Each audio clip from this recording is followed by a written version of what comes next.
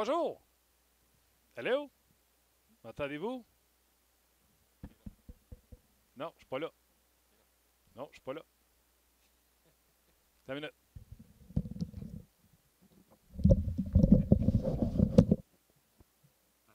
Là, je suis là.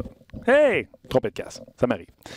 J'espère que vous allez bien aujourd'hui. Le Canadien l'a emporté hier 4-2 face aux Islanders de New York. On va en parler bien sûr avec François Gagnon et Guy Boucher sera en studio avec nous. On va regarder ce qui s'est passé, ce que le Canadien a fait de bien. Plusieurs sujets à jaser avec vous. Vous avez envoyé ça via notre page Facebook. Oui, allons-y. Marc Boucher qui dit est-ce que Shea Weber est de retour parmi l'élite de la Ligue nationale de hockey? Excellente question. Exemple, s'il y avait une équipe Canada là, pour décembre 2019, est-ce que Shea Weber serait dedans? Régent Cagelet, est-ce qu'un défenseur top 4 est toujours à la priorité de Marc Bergevin? Bonne question. Ça répond un peu à la question est-ce qu'on abandonne ou on continue? Et Charles Villemur demande quels sont vos plus beaux souvenirs des capitaines des Canadiens?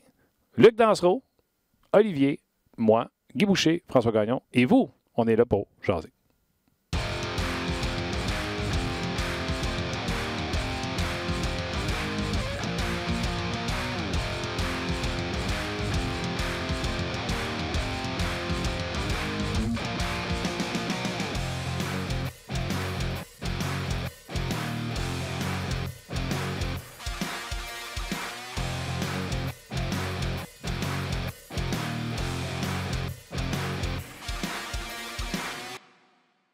Bonjour et bienvenue au On Jase, édition François Gagnon.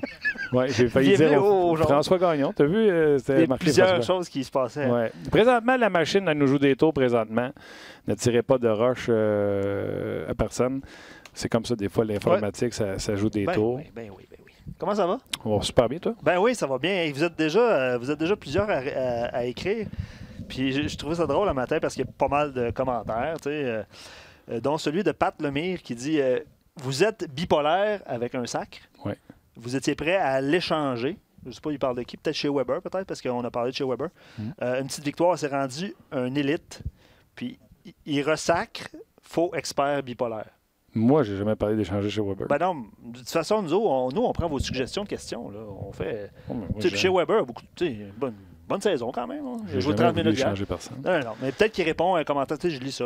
T'as l'air bien aujourd'hui, toi. T'as l'air petite étincelle dans l'œil. Oui, je suis arrivé tard. Ah oui, hein? Oui, je suis arrivé tard aujourd'hui. Petite gâterie, peut-être. Ah, peut-être. Mais le Canadien a gagné. T'es sale un peu, c'est ton champ ici. Ah, okay. T'es blanc. Ah, oui, c'est ça. Salutations à Ali à la mise en onde. Salutations également à Rock aux médias sociaux. Écoute, bonne question. Ben, Rock ou Tim, manifeste-toi sur les médias sociaux. On veut savoir qui travaille avec nous parce qu'on l'aime. Oui. Et on va parler de cette victoire du Canadien. Écoute, c'est la folie. On sort les chaises, la coupe, et on en parle avec François Gagnon. Salut François! T'es le roi des bipolaires, si je comprends bien, là. Oui, ça serait très bipolaire. Ouais. Aïe. Je peux survenir sur le commentaire du monsieur qui avait des sacs puis qui parlait de bipolaire puis d'échanger Weber. Ceux qui ont parlé d'échanger Weber, c'était pas en fonction de ses performances de cette année. Et ceux qui ont parlé d'échanger Weber parlaient aussi d'échanger Price. En fait, ils parlaient de faire ce que les Rangers ont fait, c'est-à-dire que tu vas voir tes joueurs élites, ce que les Rangers ont fait avec Henrik Lundqvist, avec Zibanejad, et puis ils vont les voir puis ils leur disent on va prendre un virage jeunesse ici, on va larguer des salaires, on va larguer du talent pour en emmagasiner des plus jeunes et en espère des meilleurs. Alors, est-ce que tu veux faire partie de ça ou tu ne veux pas faire partie de ça? Et honnêtement, quand on regarde les résultats obtenus par les Rangers jusqu'à maintenant, c'est loin d'être une mauvaise stratégie. Alors, et c'est un gros si, là, alors c'est pour ça que j'enlève les sacs du monsieur, si le Canadien décidait d'imiter les Rangers, ce serait la moindre des choses qu'il y ait voir un gars comme Price, qu'il y ait voir un gars comme Weber, qu'il y ait voir un gars comme Petrie, même un gars comme Gallagher, que moi, je ne veux pas voir partir jamais dans 100 ans. Là. Pour moi, c'est lui le prochain capitaine du Canadien. Mais si le Canadien veut imiter les Rangers, il va voir ces gros joueurs-là puis il leur dit, voici messieurs, est-ce que vous voulez partir ou vous voulez rester et faire partie de cette Reconstruction. C'est le seul mot qui mérite d'être associé à un move comme celui-là. Et c'est les seules fois où j'ai entendu des gens mentionner le nom de Weber et celui de Price dans le cas de transaction. On va parler du match du Canadien dans quelques minutes. Je veux juste rebondir sur ce que tu viens de dire, François. Les Rangers là, qui ont été voir Henrik, puis qui ont été polis, puis qui ont annoncé dans des lettres qu'ils faisaient une reconstruction. Tu regardes aujourd'hui, ont-ils une meilleure équipe que le Canadien? Ils sont proches d'avoir une meilleure équipe que le Canadien. Ah oui? Oui, à mes yeux, à moi. Hein? Leurs jeunes, on les connaît pas, hein? Le monde qui parle des jeunes du Canadien, puis qui sont ci, puis qui sont ça, leurs jeunes sont, à certains égards, meilleurs que le Canadien. La brigade défensive des Rangers, au niveau de jeunes talents, est mieux nantie que celle du Canadien. Tu as le droit d'être d'accord ou pas, là, puis je vais respecter ça. Et puis, ils ont fait un move pour aller chercher Panarin, pour justement essayer d'avoir un pot de colle là, pour s'assurer que les jeunes ne soient pas disparates là-dedans. Et puis, moi, je te dirais que les Rangers, en ce moment, sont peut-être pas meilleurs que le Canadien, mais leurs jeunes sont meilleurs que ceux du Canadien. Et avant longtemps, les Rangers qui vont avoir piqué du nez puis qui vont remonter vont redevancer le Canadien qui, lui, va être resté sur une ligne relativement plate. C'est-à-dire, on croit pas, on ne décroît pas trop. Oui, on a des séquences de défaites à un moment donné. La panique s'empare de la ville parce qu'on en a perdu 8. Mais là, ça va être la folie furieuse s'il faut qu'ils battent l'Avalanche demain soir puis qu'ils en collent 3 en ligne. Fait que finalement, on va revenir au point de départ. Il est là le problème chez le Canadien.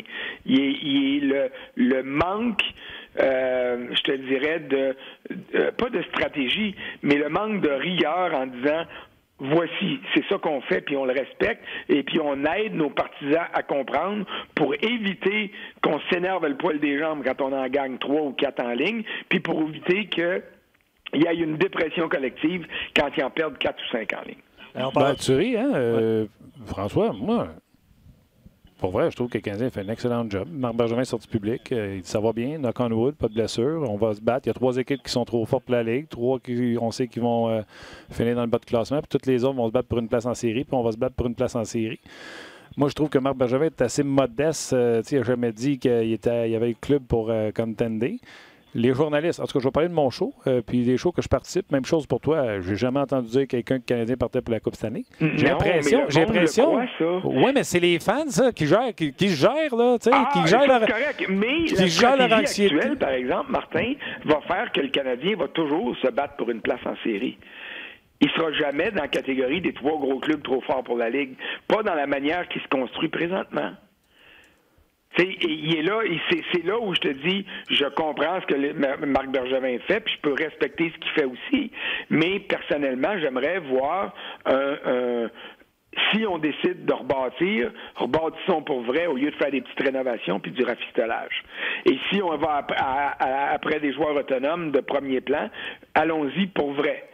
Et c'est-à-dire, accepte de perdre des choix hors pêchage de plus si tu fais une offre hostile, monte ton salaire un peu plus haut. Puis là, je te parle pas de Sébastien Aho parce que je trouve que la qualité de joueur de Sébastien Aho, l'offre de contrat qui a été faite était correcte. Je serais peut-être allé une coche en haut pour m'assurer que la Caroline ne matche pas ou n'égalise pas l'offre, mais je remets pas ça en question pantoute. Non, puis si le Canadien l'avait eu à ce prix-là, ça aurait été un vol. Mais non, mais regarde, moi, j'ai pas de problème. Les Rangers, là, je suis capable de me mesurer à eux. Là. Eux sont allés chercher Trouba, mais Trouba, je trouve ça bien. Mais D'Angelo, même si je l'aime offensivement, là, c'est ses problèmes d'attitude qui font qu'il s'est promené comme ça depuis le début de sa carrière. Tampa, Phoenix, maintenant les Rangers. C'est sûr qu'avoir réussi Adam Fox, il n'a pas ça de l'avoir dans mon club.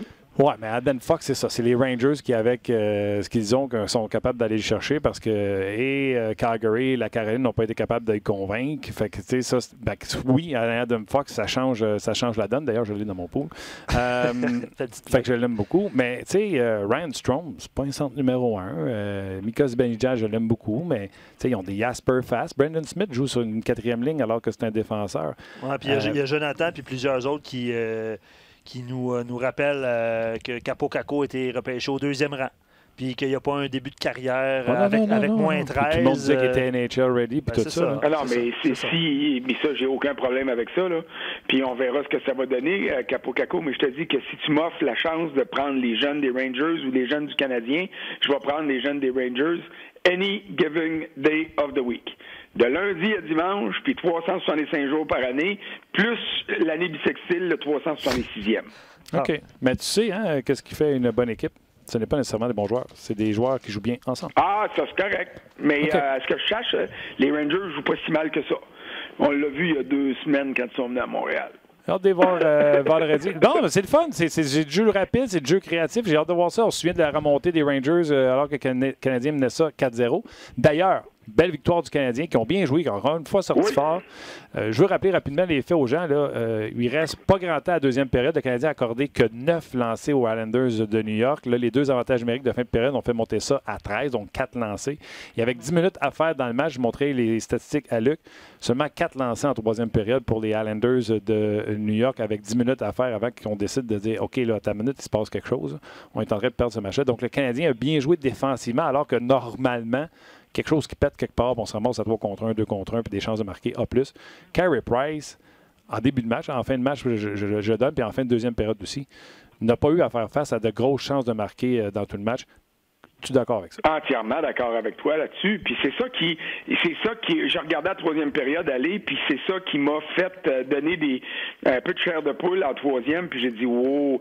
Tu sais là, c'est la galerie de presse quand c'était 3-1, ça commençait à chanter là pas les nanana goodbye là, mais olé olé olé, puis la victoire, on fête, puis le boum, le deuxième but est arrivé. Là, on m'a dit rien à faire et ça a commencé à faire mal là. Puis là, tu as eu 2 revirements de Kotkaniemi, puis je veux reparler de Kotkaniemi tantôt, m'aller en note là. Je le prends là.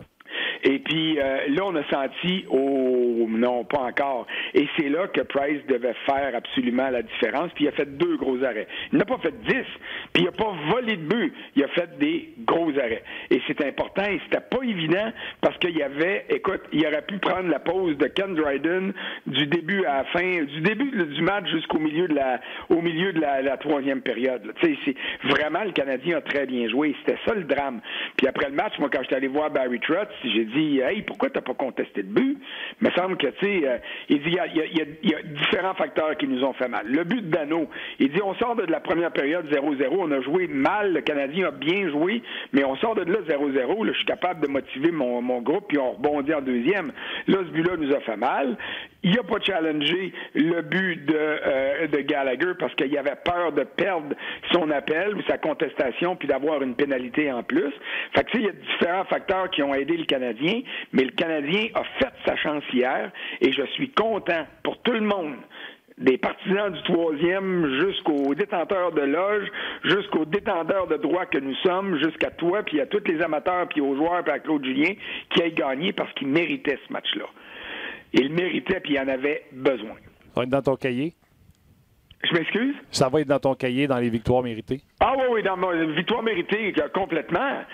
Complètement. Puis, tu sais, puis ça aurait été désolant de voir les Islanders niveler les chances en fin de match et puis de le gagner, ce match-là, en prolongation, parce que Montréal aurait eu un point, mais on va se le dire, le moral aurait été plus qu'en bas des talons. Là. Ça aurait été épouvantable de perdre cette avance-là après avoir perdu celle contre Boston, après avoir perdu celle contre les Devils dans le premier match de la séquence de 8 défaites, après avoir perdu le 4-0 contre les Rangers.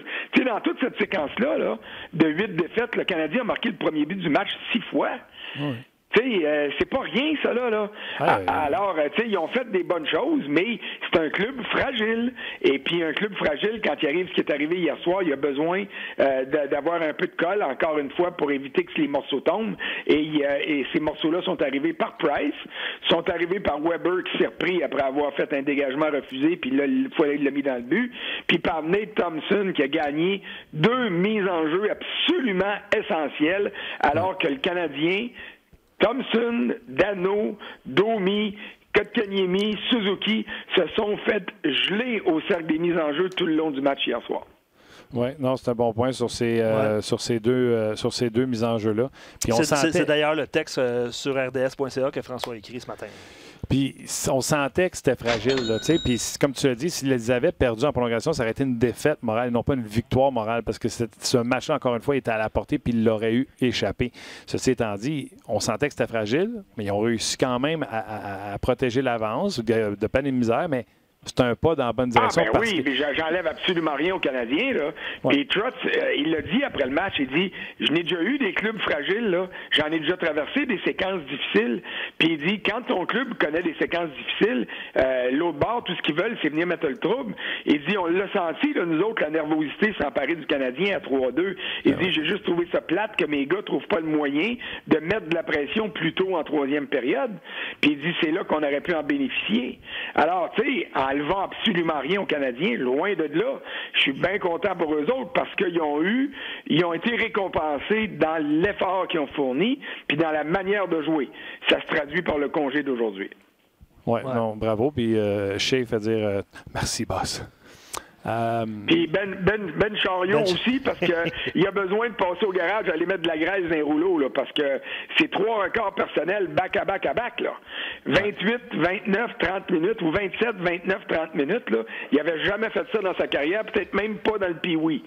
Fait que ça, c'est des minutes en Simonac, et ça te montre à quel point le Canadien est vulnérable quand il perd un joueur. Ben, d'ailleurs, c'est la question d'un auditeur aujourd'hui, puis on se pose cette question-là depuis 8 ans, je pense, là, si la priorité de Marc Bergevin ne serait pas un défenseur top 4. Là, tu as parlé de Sherrod. La question de notre auditeur était est-ce qu'on cherche encore un top 4? Ben, c'est ça, exactement. Puis là, je ne sais pas, François, si tu as vu ça un matin, là, mais il y a plein de rumeurs sur les médias sociaux que Shane Gostisbehere serait finalement disponible. Là. Je ne sais pas si vous avez vu ça. Pas sûr que c'est ça que ça prend à Montréal. Ben, il est disponible, ça fait longtemps. Shane Gostisbehere, je m'excuse. J'espère qu'il n'y a pas personne qui est sorti ça en disant que breaking news, je vous annonce que Gostisbehere est disponible. Il n'a pas joué beaucoup l'année passée. Alain Vigneault est arrivé, puis il n'est pas tombé dans ses cordes. Alain Vigneault a mieux un jeune comme Philippe Myers qui est allé jouer pour lui avec Équipe Canada au championnat du monde, puis qui a plus de capacité globale, même si offensivement il est moins bon. Là, je vais peut-être dire quelque chose de grossier, là, OK? Puis j'exagère peut-être, mais je le fais volontairement pour montrer que Gostisbehere aurait peut-être à un moment donné été une solution pour Montréal, mais il ne l'est pas présentement. Gostisbehere, là, c'est un genre Mike Riley. Plein d'aptitudes offensives, mais quand il s'en vient dans son territoire, si tu voudrais qu'il revienne au banc et que tu le remplaces tout de suite. Ouais. Puis là, j'exagère un peu, là, Martin, je le sais, mais je fais une figure de style pour que les gens comprennent à quel genre de défenseur on a affaire. Il y a un beau nom, il y a eu de la production en avantage numérique il y a 2 ans, mais ce gars-là, as-tu plafonné trop vite? C'est la grande question. Il y a un beau nom. Sa dernière saison qu'il a produit, c'est parce que les Flyers étaient en dehors des séries, puis là, Axtell a dit « Let's go all-in », et les Flyers ont commencé à faire une remontée au classement, mais il n'y avait plus rien qui tenait en Philadelphie. Là, c'était « Let's go », puis là, les matchs, on les gagnait 5-4, 6-5. On jouait du hockey de ligue de garage, tu as entièrement raison. Exactement, puis là, ces points montés, puis là, les gens regardent les points et font « Oh, Gostisbehere ». Ouais, mais c'est parce que, un peu comme Riley, tu dis, quand il est reculant après sa ligne bleue, c'est tough. Ouais. Ben, c'est ça. Puis toute comparaison est en boiteuse, mais je voulais dire que le Canadien a déjà un joueur comme ça, qui est peut-être pas aussi bon que Gostisbehere, mais quand même, moi, je vois pas là une solution. Tu sais, Gostisbehere, tu l'amènes ici, là. Puis encore là, je vais revenir à ce qu'on dit depuis le début. Le problème, c'est pas le Canadien. Le problème, c'est pas les gens sur le show de Martin. Puis je parlerai pas des autres chroniqueurs, journalistes sportifs. Le problème, c'est les attentes des gens. Si on amène Gostisbehere ici, puis on dit il va nous aider sur l'avantage numérique, parfait, je signe. Si tu dis on va l'amener à Montréal, puis tu me dis il va jouer à gauche de chez Weber, il va jouer 20 minutes, non, je signe pas. Non. Mais si tu me dis il va driver le powerplay mieux que Riley, mieux que tous les autres, à part chez Weber qui est là pour Sabine, je vais te dire OK, ben t'as raison. C'est ça, Gostisbehere, c'est un spécialiste d'avantage numérique. Et en ce moment, avec la blessure à Drouin, il pourrait assumer ce rôle-là. Sauf que s'il y avait un tout petit contrat, je te dirais ça vaut la peine de le prendre et de lui donner une chance. Ouais. Mais le contrat est quand même assez élevé. Je pense qu'il est un peu plus que 4 millions de dollars par année. Alors, je vois pas, mais le Canadien a de la place sous le plafond, là. Puis ils ont les poches pleines, même s'ils perdent un peu d'argent parce que les bases sont pas toutes remplies, là. Mais il reste que c'est pas une solution à long terme pour le Canadien. C'est pas autour de lui que tu vas bâtir ce club-là, tiens. 3 ans à 4 millions et demi. Mais s'ils veulent avoir Osner pour... En tout cas...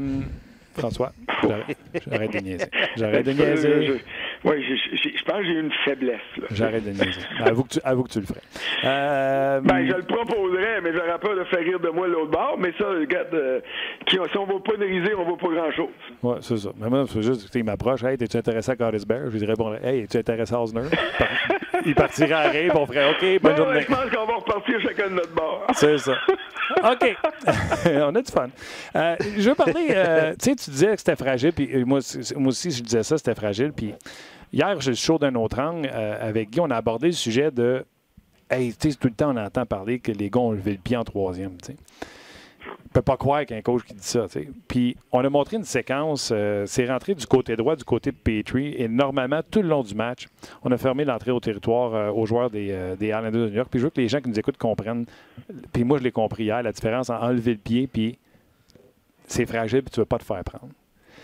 On y a cédé la ligne bleue pour être certain de ne pas se faire une passe en entrée de territoire. Mais on y a donné juste la bande. Il a longé la bande. Je pense que c'est Leddy qui est rentré avec la rondelle. Oui. Il a longé la bande en troisième période du côté du bloqueur là, à Carey Price, puis il a fait le tour du filet. Puis ça a mis le Canadien emboîté dans son territoire. C'est exactement ça. C'est pas lever le pied, ça. C'est un joueur qui est non confiant puis qui décide que je me fais prendre et je vais y laisser. Tu comprends-tu? Dans l'hésitation, il laisse rentrer le gars. Il dit de toute façon, je donne juste la bande, puis après ça, tu es emboîté. C'est pas lever le pied, c'est juste naturel de dire c'est fragile, on joue pas avec la confiance. Et dans sa prise de décision, le joueur décide de vaut mieux un tien que deux tu auras, de pincher puis de faire se faire prendre. Oui, puis ça, c'est un peu après la pénalité que Petrie avait écopé pour un accrochage qui était un petit peu... j'ai trouvé cette pénalité-là sévère, mais tu sais que je vais rarement ou très rarement blâmer des arbitres parce que je trouve que ça fait partie du jeu. Puis bonsoir ou mauvais soir, ils font c'est eux autres qui font le moins d'erreurs sur la glace. Mais tu as raison de le souligner. Puis quand je dis fragile, là, hier soir, il est arrivé 3-4 situations où le match aurait pu virer bout pour bout à cause d'erreurs, d'inexpérience ou d'inattention ou de. Puis j'imagine que d'un autre angle, vous avez dû les relever, ces erreurs-là, parce que c'est Kotkaniemi qui les a toutes faites. Puis je me suis fait ramasser ces médias sociaux. Bon, encore Gagnon qui plante les jeunes, puis qui plante... Non, mais je veux dire, là, il a fait la seule chance de marquer que les Islanders ont eu en première période, c'est Jordan Eberle qui avait marqué ses deux premiers buts de l'année à Détroit lundi soir. Kotkaniemi perd la rondelle en plein centre de l'enclave. Il a été chanceux parce que Eberle, il a passé sa lame de bâton a passé en dessous de la rondelle. Fait que ça l'a privé d'une chance en or de marquer. Il a perdu la rondelle le long de la bande, il a fait une passe et en troisième période, sur le deuxième but, c'est encore une fois une mauvaise position de Kotkaniemi. Et là, je le répète, je le plante pas. J'essaie de soulever des points pour expliquer au monde pourquoi que des fois le coach va le garder sur le banc et ça fait partie de l'apprentissage. Mais ces erreurs-là, si ça se transforme en but, on démolit tout ce que le Canadien a fait de bien et de bon sur un jeu. Et c'est ça qui est le drame des fois quand vient le temps d'analyser une partie de hockey ou dans n'importe quel sport. Un lanceur peut, au baseball, avoir une soirée extraordinaire. Finalement, il se retrouve avec 3 gars de ses buts pour toutes sortes de raisons. Puis il envoie un beau pamplemousse au cœur de la plate. Puis il se fait frapper un grand chelem. Ça annule tout ce qu'il a fait de bon dans la soirée. Mais hier, les gaffes que Kotkaniemi a faites pendant ce match-là étaient des gaffes immenses, dangereuses, qui, heureusement pour lui et le Canadien, n'ont pas été coûteuses, mais qu'on doit relever absolument si on veut faire l'analyse complète d'un jeune joueur de hockey.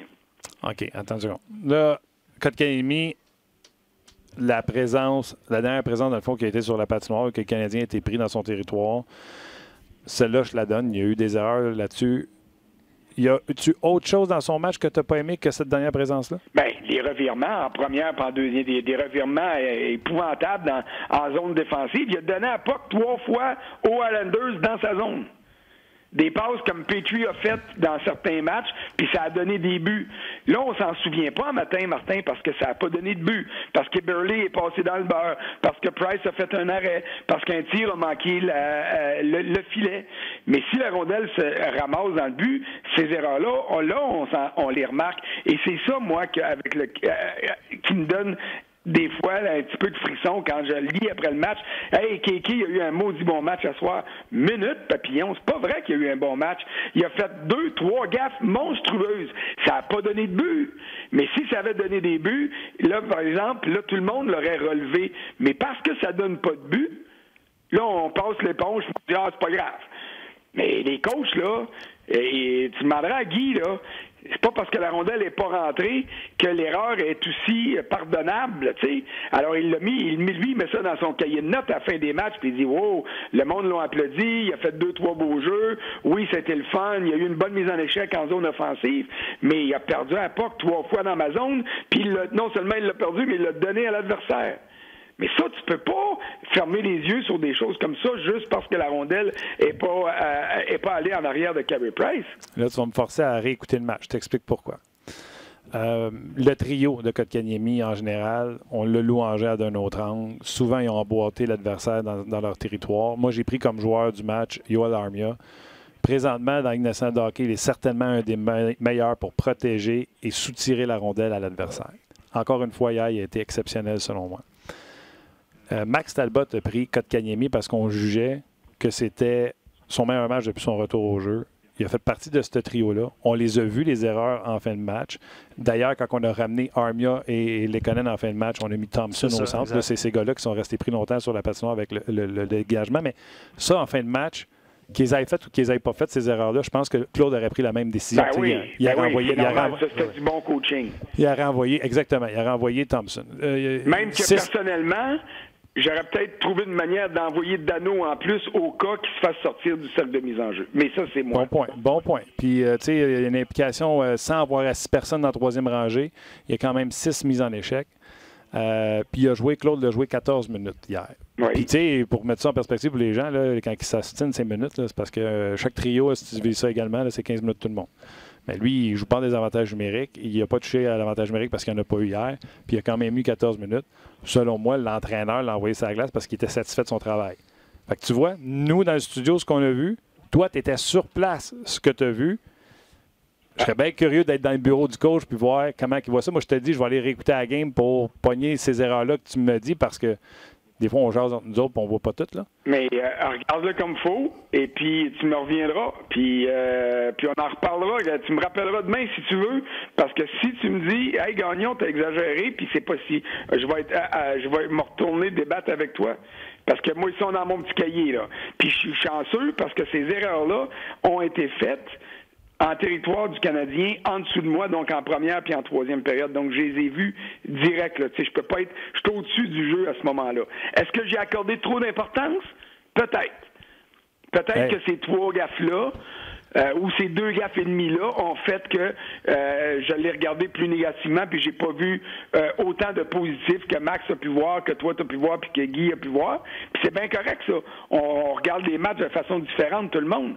Mais repasse ton match en vitesse, là, puis quand il va arriver sa patinoire en zone défensive, tu as un revirement le long de la bande, tu as une passe qui traverse l'enclave qui s'en va direct à Eberle, puis il y en a un autre jeu là, où je me souviens pas exactement à qui ça a bénéficié, mais c'était pas aux Canadiens, c'était aux Islanders. Puis, tu sais, on a déjà démystifié ça en ondes avec Guy. Tu sais, Guy dit des fois, tu parles à un joueur, puis là, tu es convaincu que tu as vu quelque chose, puis là, tes assistants font dans le bureau.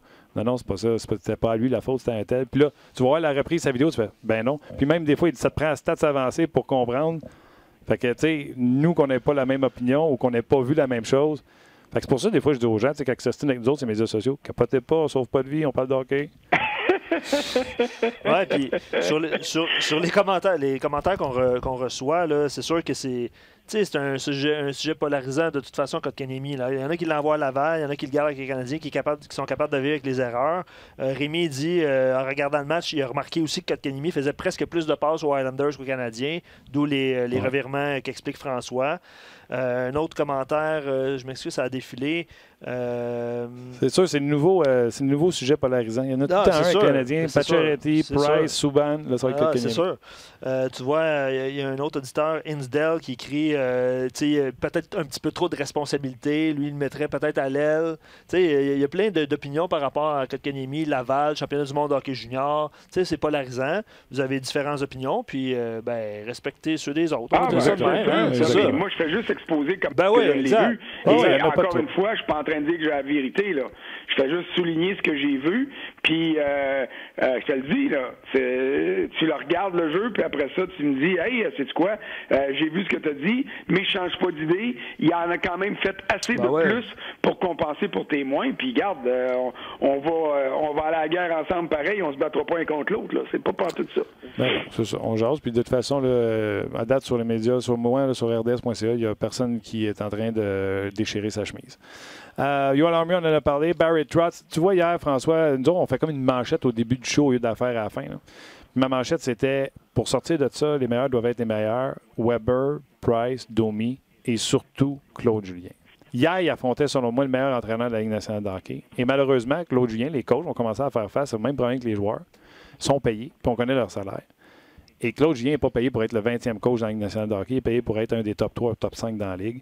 Et hier, il a à son jeu, battu Barry Trotz en l'empêchant de rentrer en territoire défensif du Canadien, si tu veux, à la manière de Barry Trotz. Et Claude Julien avait une solution pour ce que Barry Trotz lui réservait. Ça a été démontré. On l'a montré à d'un autre angle comment le Canadien sortait à rondelle différemment face aux Islanders. Bref, il a fait jouer ses deux meilleurs défenseurs 30 minutes.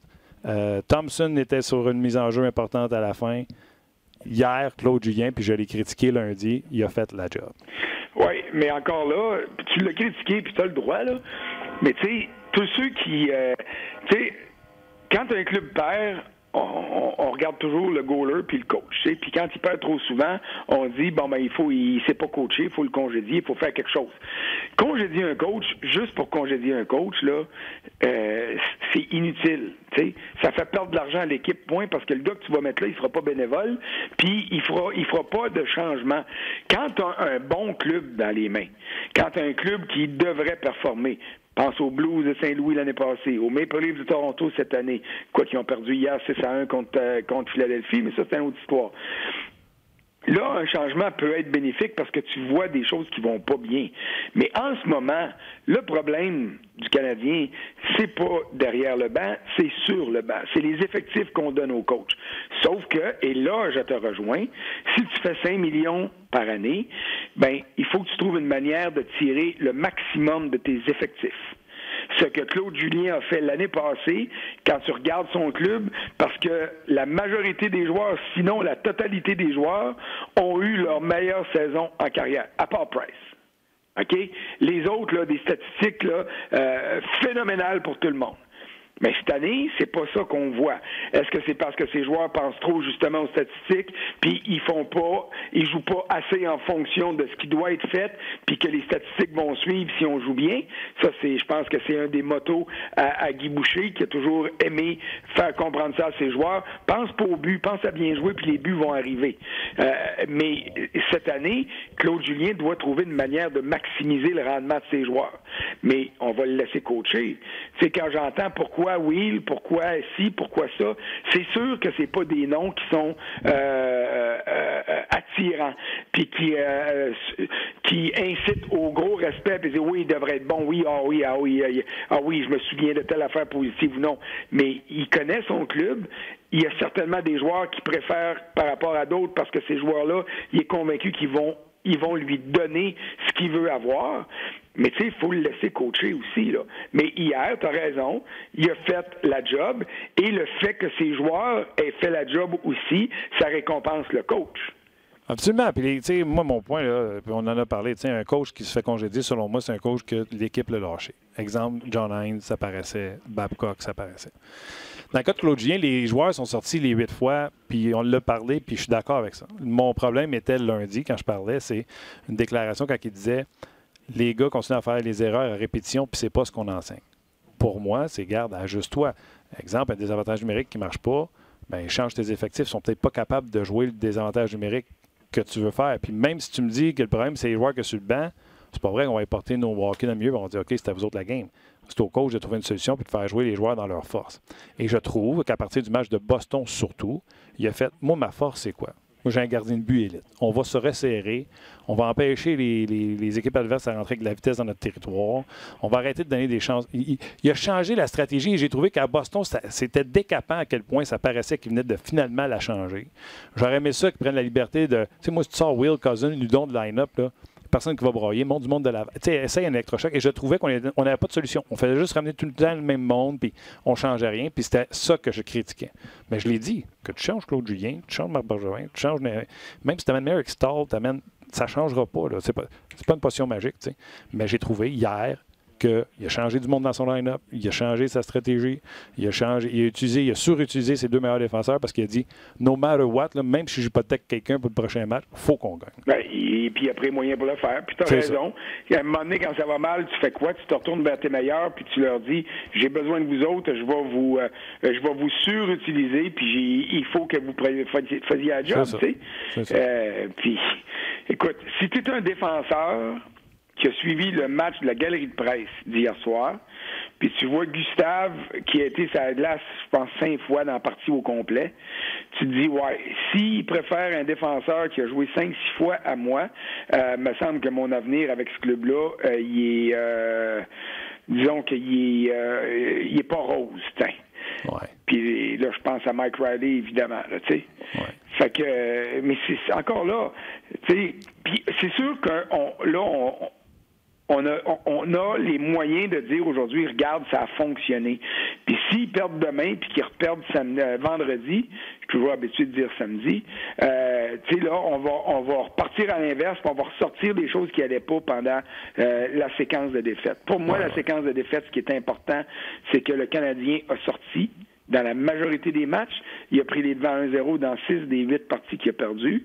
Il n'a pas été capable de protéger des avances parce qu'ils ont été trop généreux défensivement, parce que le gardien a été trop généreux. Il y avait quelques arrêts supplémentaires à aller faire, même si c'était pas nécessairement des mauvais buts, il fallait qu'il fasse des arrêts de plus, qu'il n'a pas fait, des arrêts qu'il a fait hier soir et qui ont fait la différence. OK, Frank Gallin, je te laisse 2 questions rapides qui viennent de l'auditoire. Premièrement, Shea Weber est-il de retour parmi l'élite? Bien, il a toujours été parmi l'élite. OK, attention, je vais spécifier de bord. Est-ce qu'avec Carlson, qui connaît un gros début de saison... Est-ce que tu parles au niveau des points? Non, mais pas l'élite juste au niveau des points, mais est-ce que Shea Weber, avec ses points, il est à 25 en 28, je pense, avec son importance sur l'équipe, avec John Carlson, est-ce qu'il est parmi les top 5 de la Ligue nationale d'hockey au moment où on se parle pour peut-être être candidat au Norris?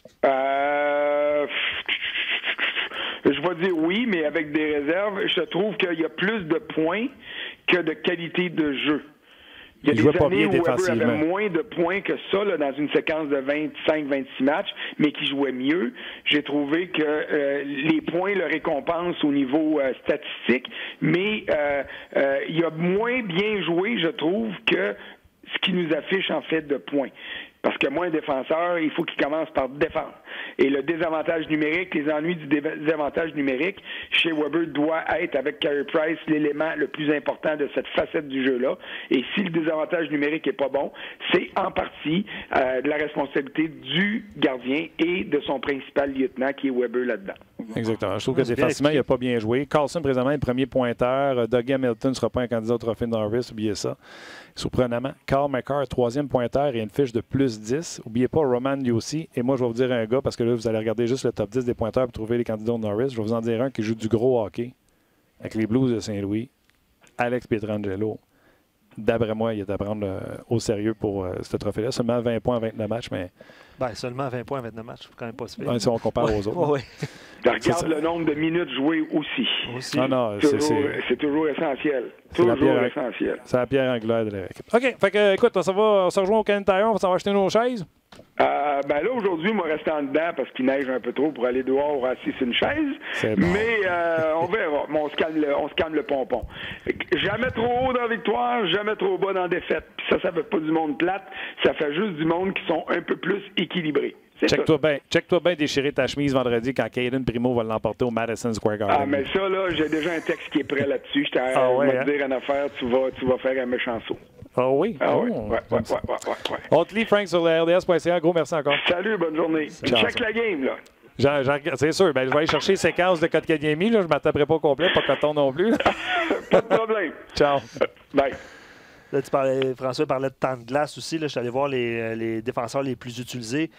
Quand même surprenant, mais tu as Oscar Clefbaum avec les Oilers, c'est lui qui a le plus de temps de glace. Drew Doughty, Thomas Chabot qui est utilisé à profusion avec les Sénateurs d'Ottawa. Puis honnêtement, hier, il a joué 30 minutes chez Weber. Ouais. Chez Weber est assez loin dans la liste.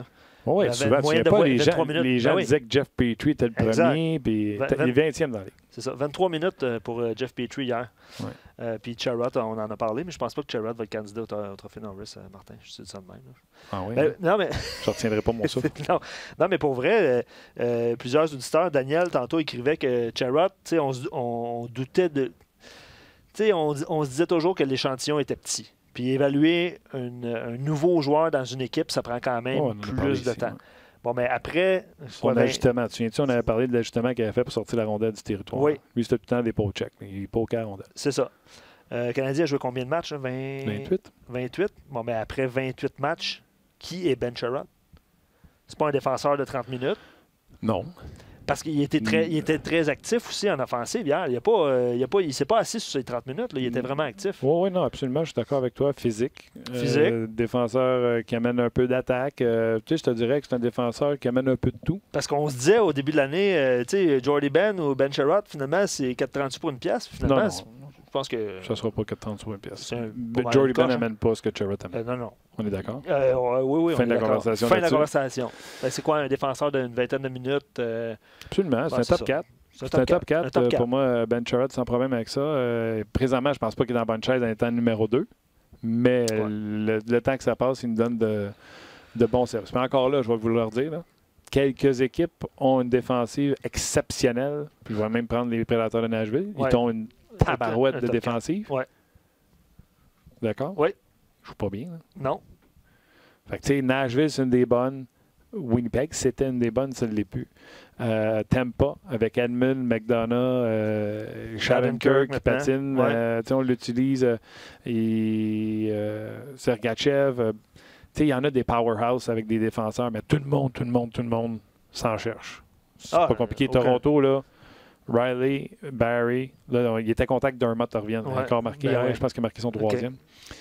Fait que, tu sais, on aimerait tout ça avoir 4 chez Weber ou 4 Roman aussi. Ça marche pas comme ça. Effectivement. Ce qu'on va faire, on va mettre fin au Facebook Live. On va évidemment lire plusieurs de vos commentaires de l'autre côté. Les gens sur Facebook Live, on va fermer le Facebook Live, mais vous devez venir du côté du RDS.ca. Non seulement on va retrouver Guy Boucher, mais peut-être pas de la façon que vous pensez. OK. Venez-vous-en, on va vous expliquer ce qui se passe. Pas le tableau en haut. Ah, c'est Alors, Facebook, merci d'avoir été là. T'as-tu trouvé finalement si c'était Rock ou Tim? C'est Tim qui m'a texté. Il m'a dit « Bonjour, c'est moi. » Hello, Tim. Hey, parlant de chez Weber puis de Sherrod, tout ça, là, il y a 3 joueurs par formation qui sont soumis au vote pour le match des étoiles. Ouais. Tu sais, les 3 joueurs du Canadien qui sont là? Ben, Weber, en est un. Ouais. Carey Price est l'autre. Ouais, il n'a pas le choix. Il a fait une promesse au petit garçon qu'elle allait l'inviter au match des étoiles. Ah, c'est bon, ça. Puis il y a un troisième joueur. Les gens qui veulent critiquer, là, parlez avec votre cœur. Il y a un troisième joueur sur cette liste-là. Gallagher? Ben non. C'est pas Gallagher. C'est pas Gallagher. C'est pas Domi. C'est Domi. OK, ça c'est fait par rapport à l'an passé. J'espère. Okay. Parce que non, pour vrai... Non, ça n'a pas de sens. Ça n'a aucun bon sens. Ça n'a aucun bon sens. Ben, j'y vais avec commentaire. Qu'est-ce qu'on fait, là? Regarde-toi, on attend Guy. Oui, on attend Guy? On attend Guy. Guy is in the building. Guy. Oh non, c'est qu'est-ce qu'on aurait pu demander à François? J'ai oublié, je vais te demander à toi. Bon. Ouais. Ou aux gens. Aux gens aussi. Ben oui. Puis c'est comme je me servais de toi comme bouche-trou. T'es bien Frank n'est pas là. T'es bien fait. Il y a quelqu'un qui a posé la question. Tu te souviens-tu à l'ouverture de show? Votre souvenir par rapport aux capitaines qu'on a vus hier? Oui. Les capitaines qui vous ont marqué. Quel est votre plus beau souvenir par rapport à ces gars-là qui étaient sa patinoire hier? Moi, Pierre Turgeon, ça va toujours être la même chose. C'est un marqueur de points comme on rêvait d'en avoir, puis on s'en est débarrassé beaucoup trop rapidement. Et à l'époque, je vivais en Colombie-Britannique. Puis donc, tous les matchs, mettons, au lieu d'être à 7 heures, pour moi, sont à 4. Ouais. Il y avait un reportage sur Pierre Turgeon, puis c'était Steve Schott qui est entraîneur ici à l'époque. Adjoint. Ouais. Puis il montrait à Pierre Turgeon que l'important, c'était non pas de viser, mais à la vitesse que tu décoches. Il avait aligné, je pense, c'était 20 rondelles à hauteur des oreilles. OK. Puis il dit c'est celui qui en met le plus dans le filet en moins de temps. OK. Le premier, c'est Pierre Turgeon qui part. Puis il met toutes les rondelles. Puis tu sais, il n'y a pas de gardien, il n'y a pas rien. Là. Fait que mettons sur 20, il en met 16 dans le net. OK. Steve Schott, 16, mais je pense qu'il a coupé son temps de 3 secondes. Steve Schott avait été meilleur que Pierre Turgeon? Wow. Steve Schott à retraite versus Wow. Pierre Turgeon. OK. En action, là, tu sais, je veux dire, Exactement. au moment où Et est-ce ce qu'il qu'il jouait. disait, c'est le but, là, il n'a jamais changé de place. Non. Regarde-les pas. OK. Tandis que souvent, les gars s'en viennent tête élevée, se font enlever Ouais. le bâton. Il n'y a pas de temps. Tu sais, on parle de time and Ouais, space. Il n'y en a ouais, pas, ouais, etc. ouais. Steve Schott, il dit depuis toujours, il n'y en a pas de time and space. OK. Le Ouais. but n'a jamais changé de place. Let's go. Ça, c'est mon souvenir de Pierre C'est très Turgeon. bon. C'est très bon. Sakukoivu, bien sûr, c'est Oh, l'épopée quand il enlève son casque sur la ligne bleue. Là, Ouais. puis, Ouais. ça, c'est extraordinaire. Vincent Lafosse, j'ai pas très de souvenirs comme capitaine. Kirk Muller, oui. J'ai aimé que chez Weber, parce qu'on l'a pas présenté sur la glace, Larry Robinson comme capitaine, mais il est arrivé à Larry Robinson de porter le C. C'est vrai. Puis c'était chez Weber qui avait son chandail. Attends, Guy. Il est à mon chum. Là, Guy, là, on fera pas d'overtime, par exemple. sur là. Il est en cravate, mais t'es pas déçu d'être en cravate? Non, mais pour vrai, c'est pour revenir à ce que tu disais, c'est une superbe soirée. Puis, je vais Ouais, muter ton micro. fais- Tu sais, moi, je me rappelle de Bob Gainey. J'étais très jeune, mais je me rappelle de Bob Gainey. Puis, tu sais, on parle de Shea Weber depuis le début de l'émission, tu sais, du leader ultime, le silencieux, un peu, tout ça. Je sais pas s'ils sont... tu sais, Pas je flamboyant, connais mais efficace. Je connais pas leur personnalité, là, j'ai jamais rencontré, mais ouais, c'est peut-être le même style de leader. Mais en tout cas, il y en avait du leader sur la glace hier. C'est le fun de voir ça. C'est le fun de voir ça. Ça Hier, fait- j'étais d'un autre angle, fait qu'on n'a pas vu la cérémonie, mais je suis retourné ce matin et réécouter la cérémonie dans son entier. C'était le fun, c'était sobre, c'était excellent. Les gars qui sont sur le tapis, salut, ça va? Oui, ça va. Ah, attends. Attends, on va ouvrir Attends. ton micro. Ou on Es-tu va ouvert? piocher sur quelque Hey, on a chose. de la misère avec ce micro-là. Ah oui? Il marche pas, ouais. Non, non, il marche-tu? Là? Oh! Ah, il fonctionne. Non, ça, je sais pas. Non, ça sonne la cacane. Comment tu dis? Le son passe, je sais pas. Le son passe? OK, Ouais. bien, si vous n'entendez pas Guy là, sur nos pages, dites-le, le son semble-t-il passe. Ça Nous, passe. on a de la misère à l'entendre, mais c'est pas grave. OK. Bah. Ben oui, c'est ça. Ben là, Non, mais toi, joue avec les fils, mettons. ben ouais, Parce je que vais jouer visiblement, avec ça marche pas. Je vais jouer avec les fils. Ben, monsieur. Sinon, je vais te passer Pas mon ça. casque, Guy. Non, mais. Tu m'as entendu? Pas comme dans mon casque, mettons. Non, ça sonne. On dirait que je suis dans une canne de bine. Ouais, c'est ça. Regarde, check bien. On va faire ça. Ah ouais? C'est correct, Oli, si je fais ça? On change de On casque. est en direct, là. Ouais, ouais. Bon.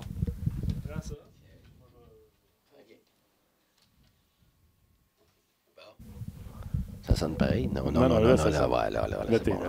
Ouais. All right, les gars qui sont sur la ligne, là, qu'on voit en arrière de nous autres, là, les capitaines qu'on a honorés hier, Ouais. as-tu des souvenirs? Toi, tu te souviens de Maurice Richard? Ben là.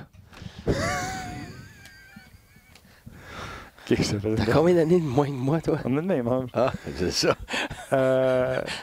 T'es souvenu d'un des gars ou quelques gars que tu vois sur la ligne bleue? J'ai parlé de Pierre Turgeon, j'ai parlé de Sakou, Bob Gainey. Ben moi, c'est Bob. Moi, c'est sûr, regarde, j'ai travaillé pour lui, avec lui. Fait que quand j'étais engagé par le Canadien, évidemment, c'était Julien Brisebois qui s'occupait de la ligne américaine à ce moment-là. Puis j'étais son choix, mais j'étais le choix de Bob aussi, là, finalement. Fait que j'y en dois beaucoup. Puis en plus, j'ai adoré ce monsieur-là. Là. J'ai adoré. C'était un monsieur exceptionnel, extrêmement intelligent. Puis Pas qui énervé, fait- par exemple.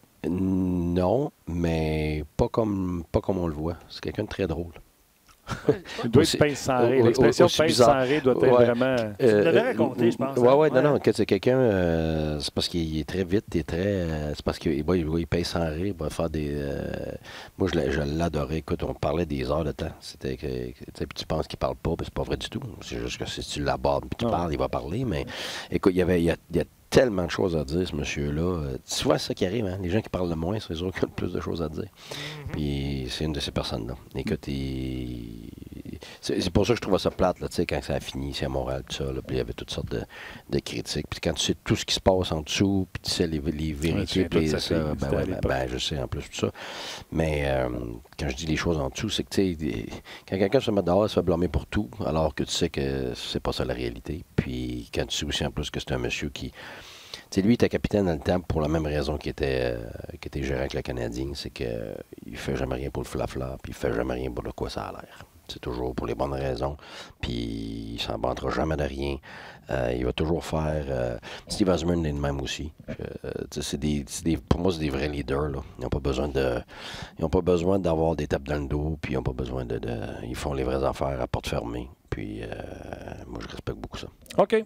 On a regardé la game ensemble hier d'un autre angle. On a eu du fun. Ouais. Canadien qui l'a finalement emporté. J'ai parlé tantôt avec François, tu sais, quand on a parlé de la différence entre une équipe qui lève le pied puis une équipe, on avait montré le jeu de Petrie qui avait laissé Lodi rentrer le long du corridor à droite de Carey Price. Puis ça n'a pas été fait du match, ça n'aurait pas été fait en temps normal, mais il y avait une nervosité de ne pas se faire prendre là-dessus. Puis c'est ce que j'ai tenté d'expliquer, mais étant donné que c'est ta phrase, vas-y donc. Non, mais c'est parce qu'en fin de match, évidemment, quand tu es une équipe qui est confiante, tu as gagné à plusieurs reprises, tu es dans une bonne séquence, ben ton agressivité est immédiate, est sans hésitation, puis là, tu le voyais à la fin. Puis tu l'as vu tout de suite quand ils ont marqué le but, je te l'ai montré. Ouais, tu as vu, on a laissé la ligne bleue. Alors, des fois, tu n'as pas le choix de laisser la ligne bleue, ton écart défensif, il n'est pas bon, fait que tu n'es pas rendu, mais quand tu es là, puis tu recules quand même, t'es de confiance. Un petit peu. Puis ça, c'est normal. Puis moi, tu l'adresses-tu le lendemain? Tu sais, quand tu vas faire... Aujourd'hui, ils sont en congé. Quand tu vas faire la vidéo... Non, là, tu peux pas. Là, écoute, tu as du positif. Là. Tu t'en vas pas parler de rien de négatif aujourd'hui. Zéro. Tu as assez payé le prix les derniers jours. Que si tu en ajoutes avec ça, regarde, c'est toi qui veux que ça revienne dans le négatif. Fait que là, c'est tout ce qui a bien fonctionné. Puis pourquoi? Regarde, quand on vous a demandé de faire ça, voici quand on fait ça, voici le résultat. Boum.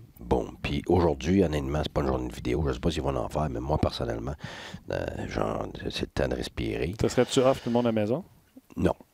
Tu fais venir les gars pareil? Oui, parce que je vais t'expliquer pourquoi. C'est parce que ça a pris énormément d'énergie et d'émotion pour aller gagner ce match-là. Okay? Parce que si les gars sont pas bien dans leur peau depuis un bon bout de temps, ils ont beaucoup de pression.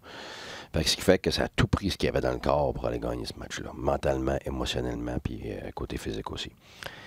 Mais là, ça veut dire que c'est un haut émotionnel.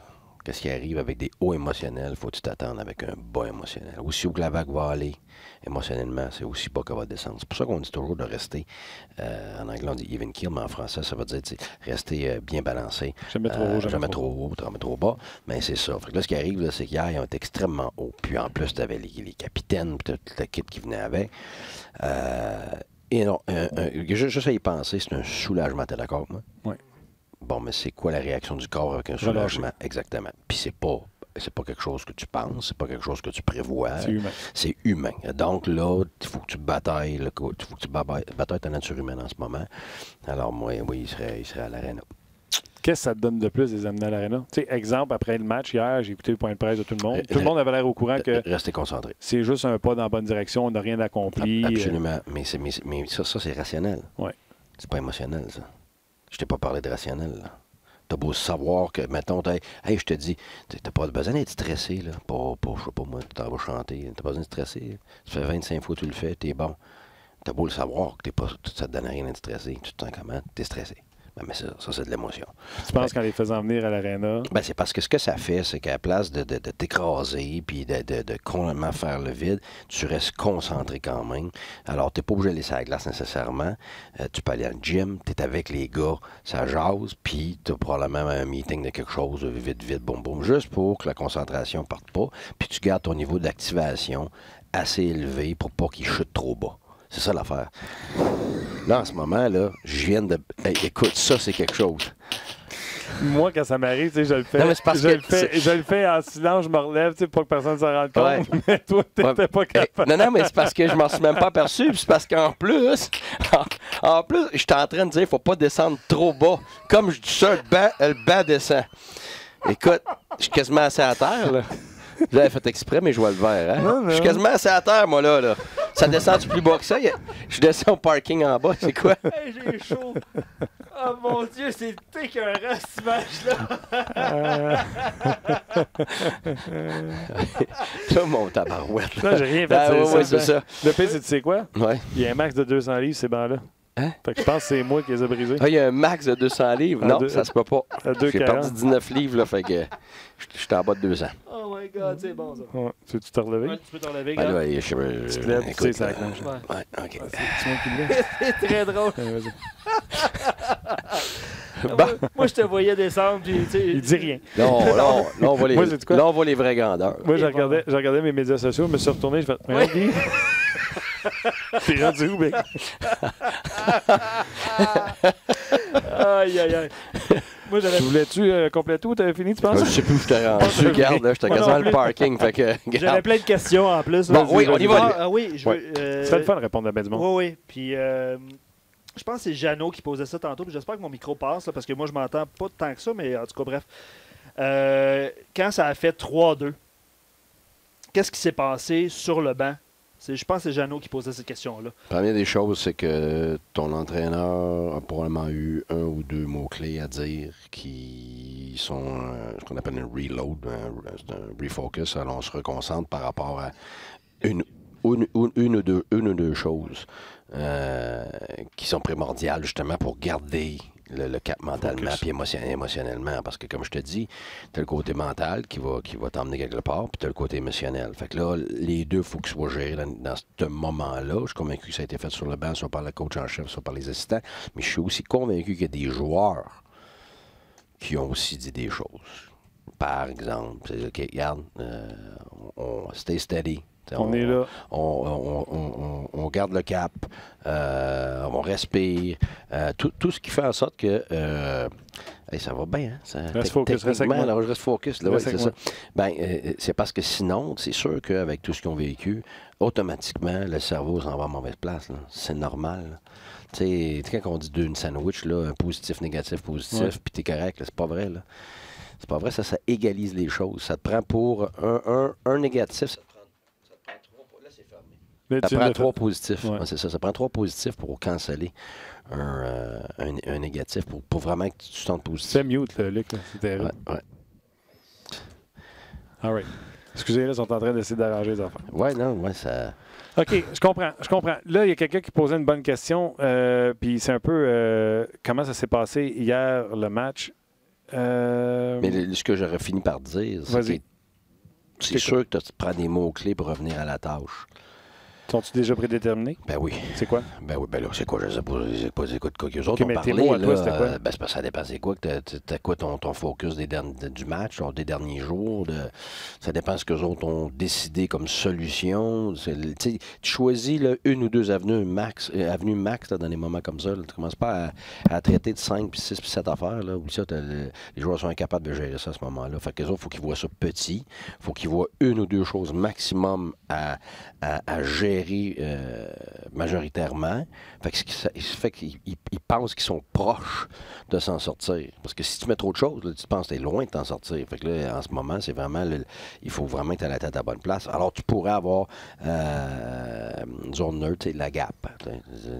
The blue guys, all we need is to control the gap of the blue line. Gap of the blue. Get the blue, we're fine. T'sais, ça, c'est une des choses, mais ça se peut que ça n'a rien à voir avec ça. Là. Je vais juste te donner un exemple. C'est ça, un genre. Il y en a d'autres que ça peut être centre, mettons pas le centre, mais le troisième homme. F3 split, boys, we want that F3 high. T'sais, ça prend l'F3 en haut. Il y a des points qui sont ciblés, puis tu reviens là-dessus pour que les gars restent sur la tâche, pas qu'ils restent perdus dans l'émotion. OK. Charles Bélanger, ma question pour Coach Guy. Qui gère les paires de défenseurs durant le match du Canadien hier? Claude Julien ou Luke Richardson? Il s'explique. Surtout par rapport hier, on n'a pas fait jouer Olofsson. On roulait à 5 défenseurs, puis là, c'était un petit peu tout le monde avec tout le monde. Est-ce que c'est Claude qui donne ses inputs à Luke ou c'est Claude qui gère puis Luke qui donne ses inputs? Comment ça marche? Seulement, c'est 95% le coach des défenseurs. Puis des fois 100%. Il exécute ce que le coach a demandé? Ben là, mais c'est parce que t'es déjà sur la même longueur d'onde avant le match. Là, avant le match, les journées d'avant, bon, mais écoute, tu sais qui t'as, tu sais qui tu veux mettre en avantage numérique, en désavantage numérique, le premier, le deuxième. Après le premier but des Islanders. Tes match-up contre qui? Sauf que là, après les 5-10 premières minutes du match, là, ça, c'est le flow.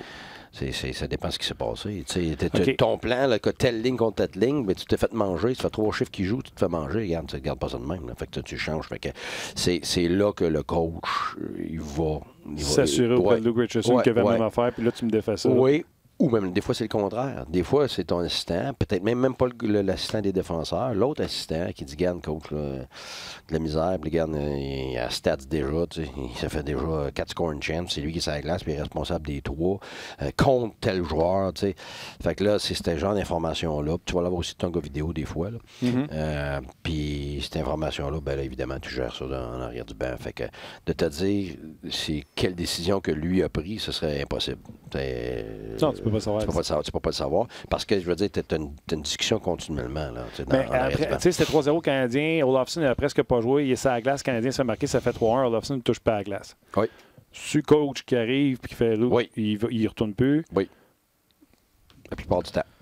C'est pas Luke qui a fait. Non, ou Luke peut être reposé quand tu pas, il retournera pas. Ben non, mais souvent, c'est ça qui arrive. Regarde, des fois, c'est rien qu'un regard. Tu la regardes, puis fini. Fait que c'est beau. J'ai compris. Mais je dis pas que c'est lui-là. Je dis pas que c'est là. Tu me demandes comment c'est d'habitude. Oui. Là, dans ces cas-là, il faut faire attention. Tu sais, quand moi, je réponds comme un coach, je réponds pas pour le coach. Je suis pas là. Je suis pas là, puis je veux pas prétendre que je saurais plus qu'eux autres. Là. Ça, vraiment, je veux être clair là-dessus. Moi, je fais juste te dire comment ça se passe en général, puis mon expérience, puis habituellement, ben, tu sais... J'ai une bonne idée. Olofsson a été cédé, là, pour ceux qui n'ont pas vu la nouvelle, était cédé à Laval ce matin. Charles pose une question. Le Canadien vient de traverser au travers ses pires séquences de l'année, 8 défaites de suite. Tu parlais de points positifs tantôt. Puis le Canadien est seulement à 2 points aujourd'hui de faire les séries. Là. Les séries, c'est loin encore. Là. Mais est-ce que joueurs et entraîneurs regardent le classement? La vérité, tu es conscient du classement, mais regarde, moi, j'ai jamais eu... on l'a fait, regarde, on l'a fait la dernière fois, c'est la première fois, c'est pas vrai. C'est la première fois de ma vie que j'ai fait le classement. On a mis le classement, puis on le suivait là, dans notre corridor où il y avait les joueurs, parce que c'était à la demande de certains joueurs. Moi, je n'avais jamais fait ça avant, je déteste ça, je le regarde jamais. Le classement de division conférence, je le regarde jamais. Parce que ton but, c'est de gagner le prochain match. Peu importe c'est quoi, là, où ce que t'es, il faut que tu gagnes le prochain match. Fait que là, t'es en train de commencer à calculer, puis, tu sais, un partisan, tu regardes ça, là, tu te délectes de ça, puis là, tu commences à calculer 2 matchs, puis hey, t'as pas le temps de faire ça dans le sous-marin, ça n'a aucun impact sur ce que tu as à faire. Pourquoi, si c'est pas ton idée, pourquoi tu as cédé? Parce que les joueurs, quand ils disent, on aimerait ça, on l'a pas eu, puis moi, j'aimerais ça, on a eu ça là. Mais moi, j'aime pas ça, je vais t'expliquer pourquoi. Un, tu commences à calculer un paquet d'affaires. Puis deuxièmement, quand ça va pas bien, ce qui arrive dans une saison, quand ça va pas bien, tu le vois dans ta face que ça va pas bien, puis tu t'en rappelles à toi, faut que tu passes dans le corridor. Ben là, maintenant. Non. Fait que c'est éliminer un peu les aspects négatifs. C'est parce que, tu sais, en psychologie sportive, on parle toujours de parler des étapes, segmenter la tâche, parler du processus, tout ça, pour justement s'éloigner du résultat. Parce que le résultat, c'est ça c'est dans le futur, le résultat. Tout ce qui est anxiété, c'est le stress, là, mais tu sais, il y a du bon stress, du mauvais stress. Là, c'est parce que quand ton stress dépasse un certain niveau, ça devient de l'anxiété. Mais finalement, c'est de l'activation. Je ne veux pas rentrer dans les termes, mais c'est quand même ça. C'est que plus ton activation augmente, ben, tu as du tableau, on va te le montrer. Regarde, tu vas apprendre quelque chose. J'apprends à tous les jours. Tu vas apprendre quelque chose. J'ai appris qu'aujourd'hui, il y avait du trafic, en tout cas. Oui. René Lévesque en plus. C'est même pas genre 5-6 rues, là. Bon, OK. All right, tu vas me suivre, là, parce qu'il y a des X et des Y. Tu es capable de suivre ça, là? On va mettre un peu de maths là-dedans. Oui, vas-y. OK. Bon, fait que là, si tu fais une courbe de X puis Y, là, OK. Fait que là, tu vas avoir tes X, tu vas avoir tes Y, OK. Fait que là, la performance, on va te mettre un... Pour les gens qui écoutent en audio, là, il a vraiment fait une ligne comme on avait au secondaire. Oui. Les X à l'horizontale, les Y par en haut. OK. Bon. Fait que, 9 ans d'université, le gros, ça te change un peu. Fait que, OK. Fait que là, ça, c'est la performance. Et ça, ici, c'est l'activation, OK. Fait que ton activation... Plus ton activation augmente, plus ta performance augmente. OK? Sauf qu'il y a un moment donné que tu arrives à un point, ce qu'on appelle le point optimal, en haut, OK? C'est ta performance optimale, c'est quand tu es à ton meilleur. Bien, à un moment donné, ce courbe-là commence à descendre. Par contre, à un moment donné, elle arrête parce qu'elle ne descend pas graduellement, elle chute. Je vais mettre des pointillés, OK? Ce qu'on appelle la théorie de la catastrophe ici, OK? C'est ce qu'on appelle choking. OK? Il va t'expliquer. C'est parce que ici, quelqu'un commence sa journée, que je vais te mettre ici, là, ça, c'est ce qu'on appelle ton range, là. Ton pic. OK? Oui, mais ton pic ici, ta performance optimale, à part si tu cours pour 10 secondes parce que tu es un coureur de 100 mètres ou je sais pas, tu tires des dards, tu peux pas rester à ton point optimal. Tu sais, un joueur de hockey, il peut pas à chaque shift être à son meilleur, c'est impossible. Fait que ce que tu fais comme athlète, tu essayes de te retrouver le plus souvent puis le plus longtemps possible dans cet écart-là ici, qui est à ton meilleur. T'sais, bon. Mais sauf qu'on ne commence pas tout à la même place en termes d'activation. Quelqu'un d'extrêmement nerveux va commencer sa journée déjà ici dans sa courbe. Il arrive au match, il est déjà là, puis quand le match commence, il s'est craqué, il est déjà rendu là. Fait que ce joueur-là, son activation, elle devient trop. Fait que là, il commence à avoir de l'anxiété. Là, tu perds tes moyens. C'est là qu'à un moment donné, tu sais, comme on a vu certains matchs, chez Petrie l'autre fois, c'était pas de la mollesse parce que le gars, ça ne tente pas, là. Il est nerveux. Il y a plein de signes finalement, de conséquences au stress. Ta vision rétrécit. C'est pour ça que tu es dans un match.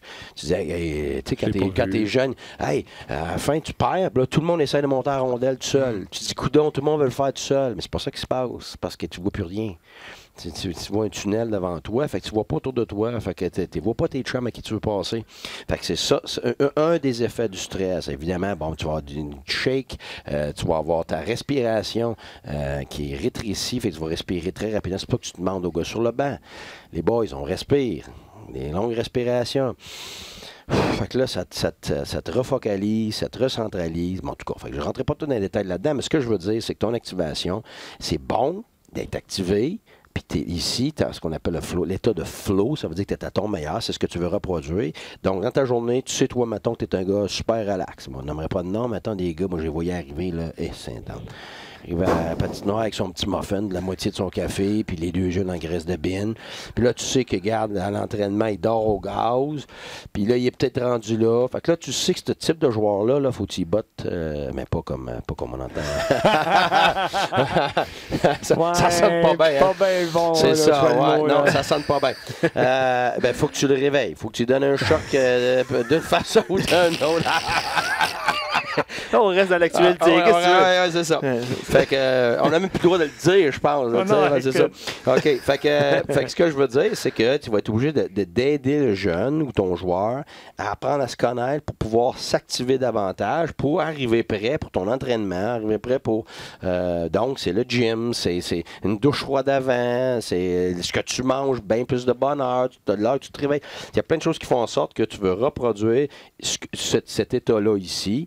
Et puis quand tu sais que tu en sors, ben, tu es capable de revenir. Puis la même chose quand tu en sors de l'autre côté, tu es capable de revenir pour éviter d'aller ici où est-ce que ça chute, ce qu'on appelle choking. C'est ça, choker. C'est de perdre tes moyens. C'est pas que tu n'es plus capable, c'est qu'à ce moment-là, tu n'es plus capable. Est-ce que les joueurs de ton équipe connaissent ça? Ben, tous les ans, je le fais. Puis je les aide individuellement. C'est sûr que je les aide individuellement. Tu le fais dans la zone vidéo? Tu le fais dans la chambre? C'est où? Moi, ça m'intéresse. Ben, sur le tableau comme ça. Ben, pas nécessairement sur une patinoire, mais un tableau blanc. Là. Je veux dire, on a des tableaux blancs, là, puis on va faire la ligne ici, puis on va te montrer, regarde, ça c'est ta ligne de performance optimale. Puis on en jase, ou si tu penses que tu étais à, tu sais quoi, finalement, regarde, un matin, j'ai pas fait une bonne job à l'entraînement, puis j'ai pas été dans le gym. Ouais, mais tu dis quoi? Oui. Ben oui. Ça, c'est un fléau, là. C'est un fléau de société, pas donc société, OK. Moi, en ce moment, tout ce qui parle, tout ce qui se dit là, sur ce qui passe avec la Ligue nationale, puis les joueurs qui sortent qui disent des choses. Première des choses, il y a des choses à l'inverse aussi. Là.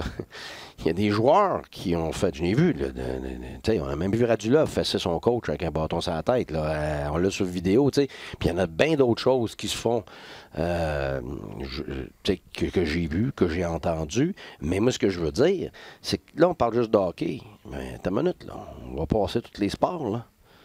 En football, la société, c'est un enjeu de société. C'est ça, mais là, c'est là que je veux en venir. C'est que là, on va aller dans les compagnies. Moi, j'ai déjà travaillé dans un entrepôt, puis ce que j'ai vu là, ça n'avait aucun bon sens. Puis, c'est parce que c'est des fléaux de société, pas juste de hockey. Fait que moi, c'est juste ça que je veux dire. Ouais. Fait que c'est ça. Est-ce que tu comprends ça, là? Très bien. Je trouve ça très intéressant. Puis pourquoi on expliquait ça déjà? Moi, je pense avec... Sérieux, je me rappelle plus. Avec ce que je mange, souvent, je me ramasse ici. Ben, non, mais tu vois que, regarde, ça ici, là, c'est quand les joueurs perdent leurs moyens, puis là, le monde commence, tu sais, je dis pas un match comme ça, là, je sais pas moi, un lundi soir, une pas bonne équipe, puis toute une bonne équipe, puis là, tu vois bien que ton club dort au gaz, c'est pas ça. Mais quand ton équipe perd une, puis deux parties, là, à la troisième, là, je peux te dire, là, ils se pognent pas le bacon, là. Fait que s'ils jouent mal, c'est parce qu'ils sont pas confiants. Fait que quand t'es rendu à 7, 8, 9, là, regarde, c'est le désespoir. C'est pas parce que t'es paresseux, c'est pas parce que tu travailles pas, c'est parce que tu figes. T'as 3 choses qui vont arriver sous pression. Puis ça, c'est depuis l'aube de l'histoire de l'homme ou des animaux. Il y a 3 choses qui vont se passer. C'est fight, freeze or flight. On en a parlé hier à la télévision. C'est que quand tu as quelque chose de stressant qui arrive, il y en a un qui va avoir une réaction de fighter, il va se battre. L'autre, il va avoir une réaction de sauver, flight, okay, en anglais. C'est pour ça que c'est les 3 F, là, fight, freeze or flight. Puis l'autre, ben, c'est ça, qui va freezer, qui va geler. Fait que là, c'est pour ça que tu as du monde qui sous panique, il fige. Puis t'en as d'autres que tu ne vois pas, ils se cachent. Puis t'en as d'autres qui se battent. Fait que, tu sais, c'est un peu ça, là, cette courbe d'activation-là. Là. Moi, je veux savoir, quand tu expliques ça à tes joueurs de cette façon-là, oui. Tu sais, on dit tout le temps le 1 tiers, 1 tiers, 1 tiers. Est-ce qu'il y en a un tiers qui est désintéressé complètement par ça ou non? Non, ben, désintéressé. Ben, tu as toujours des niveaux de ça, là, je veux dire. Tu vas en avoir un qui comprend. C'est parce que moi, c'est pas juste être intéressé. Non, je comprends. Parce que, tu sais, qu'un élève qui est en classe, là, il peut être très intéressé, mais il a retenu peut-être le dixième de ce que l'autre a écouté. Fait que, tu sais, ça dépend vraiment de l'individu, mais de règle générale, 1 tiers, 1 tiers, 1 tiers, c'est, écoute, le 1 tiers, il a compris, il est intéressé et il va appliquer ce qu'il faut faire pour essayer de gérer ça. L'autre, le dernier tiers, peut-être comprend pas, veut pas, le comprend très bien, mais va pas agir, va agir partiellement, en tout cas. Puis après ça, tu as le tiers du milieu que ça dépend. Comprend, mais n'a pas tout compris nécessairement, oublie, est pas prête à faire tous les sacrifices, tu sais, c'est ça. Mais moi, regarde, cette règle-là, là, ça fait 22 ans que je coach, là, puis elle est vraie, là, que ce soit pour un professeur ou que ce soit pour plusieurs personnes qui dirige. Plusieurs personnes posent la question, puis c'est pas juste un, là. On fait plusieurs. Oui. Domi, y a-tu quelque chose à voir là-dedans? Tu sais, les gens aimeraient ça que tu aies une séance avec Domi. Ben là, wow. Il veut trop en faire, puis son activation est trop loin, puis il n'est pas capable de performer. Il est-tu pas assez activé ou ça n'a pas rapport partout avec ça? Quand un joueur se sort de son focus émotionnellement, habituellement, c'est parce que c'est un type qui est émotionnel. Tu sais, quand il le fait régulièrement. On parle pas de Carey Price qui l'a fait l'autre fois, une fois.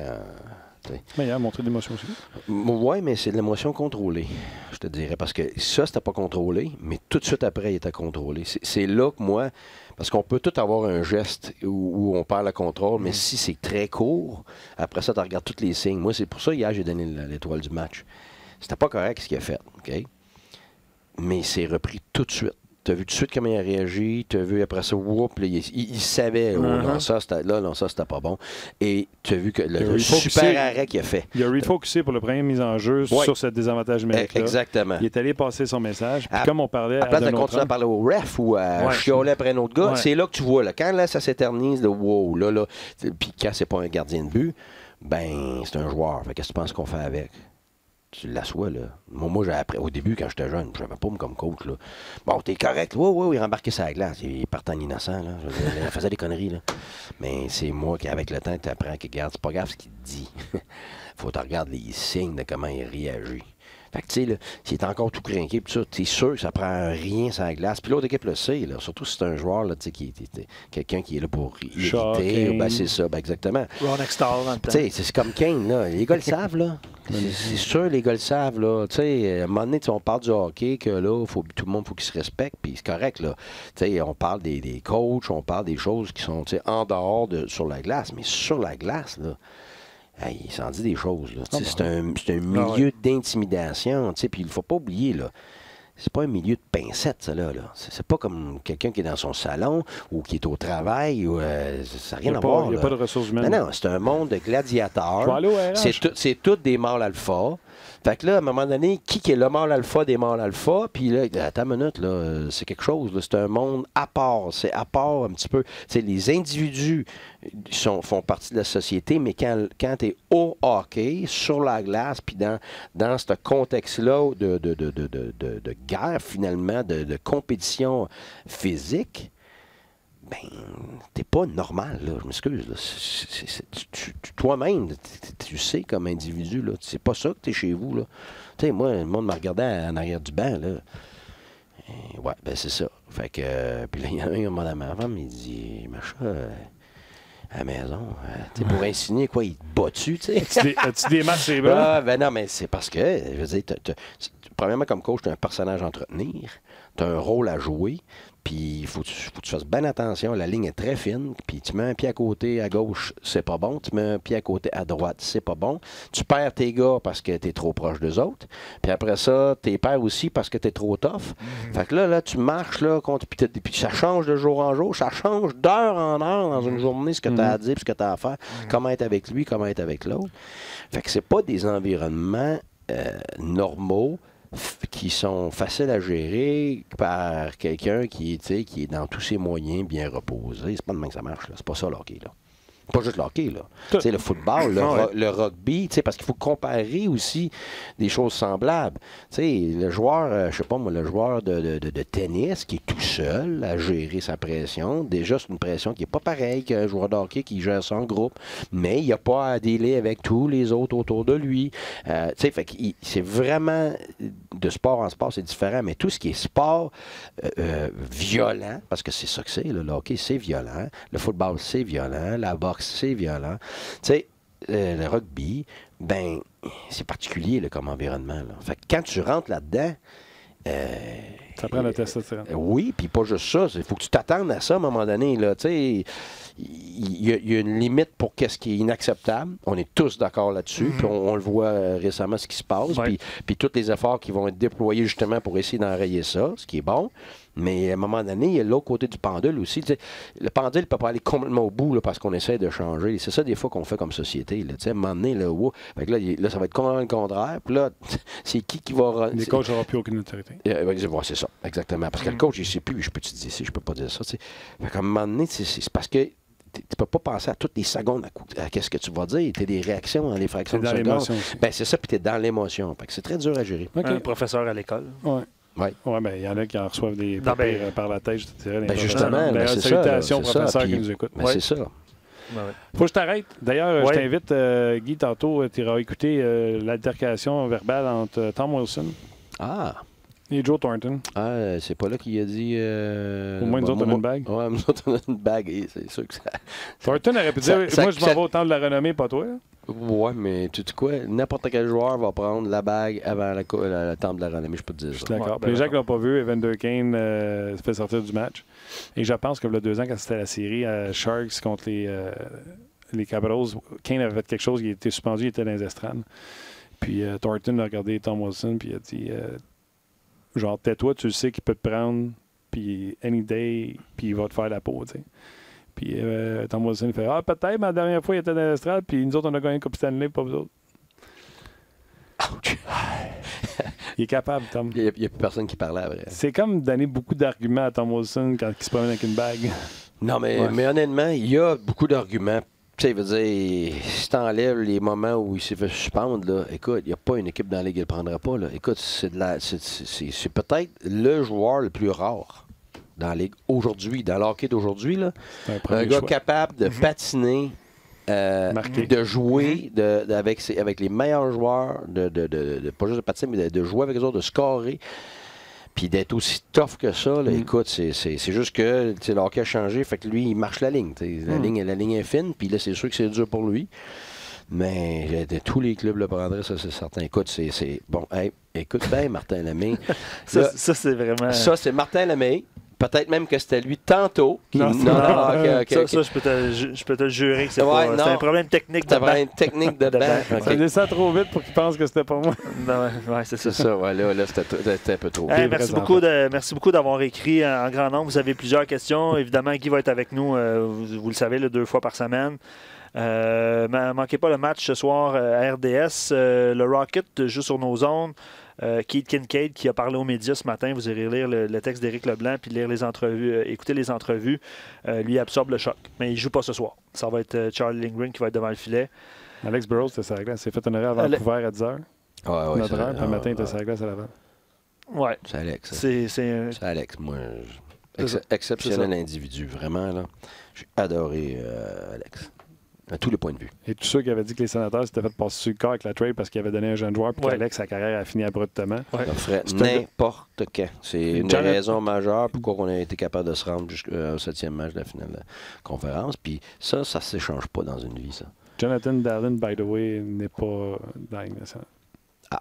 Souvenez-vous de la transaction. Un jeune, les Sénateurs sont fait avoir. Oui, absolument. Un bel honneur. Moi, là, un bel honneur. tout ce qui est trouver des intangibles rares, moi, regarde. Je suis grand partisan de ça, au dépend de plein d'autres choses. C'est quoi, on l'invitera, Alex, à un moment donné au show avec Guy. C'est clair. C'est clair. On l'a eu la dernière fois, Alex, puis comme je t'ai dit hier, d'un autre angle, lui, le show d'un autre angle, ça serait sa genre de parole. Tu sais que lui, à Vancouver, hein, il arrivait à l'Arena de Bonheur, puis il écoutait tout le temps des matchs de 7 heures. Tout le temps. Il écoutait un match de 7 heures. Je l'appelais. Parce qu'il était 16 heures chez lui, là, c'est ça, tu sais. Fait que lui, avant que son match commence pour lui à 7 heures, à 4 heures l'après-midi, il regardait tout ce qui se passait dans l'Est, il regardait les matchs. Ça prend pas. Un amant de la game. Ouais. Puis il avait trouvé ça. Il m'avait dit que ça a pris du temps avant qu'il comprenne. Guy Boucher. Moi, j'avais passé en entrevue. Il a compris, là. C'était pas facile.